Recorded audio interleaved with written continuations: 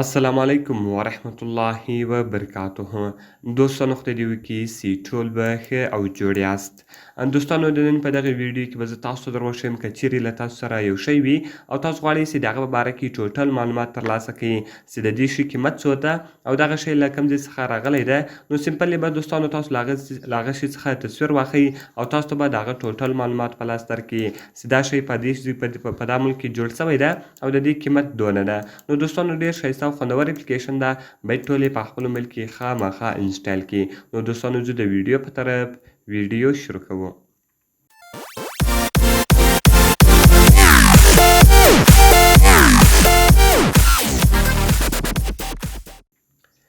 نو دوستانو د دې لپاره باید تر ټولو مخکې تاسو په خپل موبایل کې یو اپلیکیشن ډاونلوډ کړئ. د دغې اپلیکیشن لینک ما تاسو ته د ویډیو په ډسکرپشن کې درکړی ده. تاسو ډېر په اسانۍ سره کولی شئ چې دغه اپلیکیشن له هغه ځای څخه ډاونلوډ کړئ.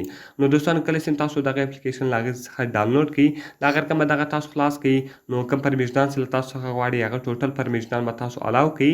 نو که تاسو غواړئ چې د هر شي په باره کې معلومات ترلاسه کړئ، نو صرف به تاسو له هغې شي څخه تصویر واخلئ. نو ګوره دوستانو زه له دا چارجر څخه تصویر اخلم. کله چې دوستانو تاسو له هغه چارجر څخه تصویر واخلئ، تاسو ته به د هغه ټوټل معلومات په لاس درکړي چې دا اوریجنل ده، دا د A30s ده، د هغه رقم دا د A10s ده، دا د پلانکي موبایل غه ده.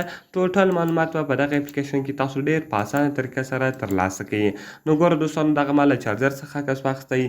د هغه رقم دوستانو اوس که تاسو بل شی کښېږدئ، هغه که هر شی وي، نو تاسو له هغه څخه عکس واخلئ، نو هغه به هم تاسو ته ټوټل معلومات په لاس درکړي.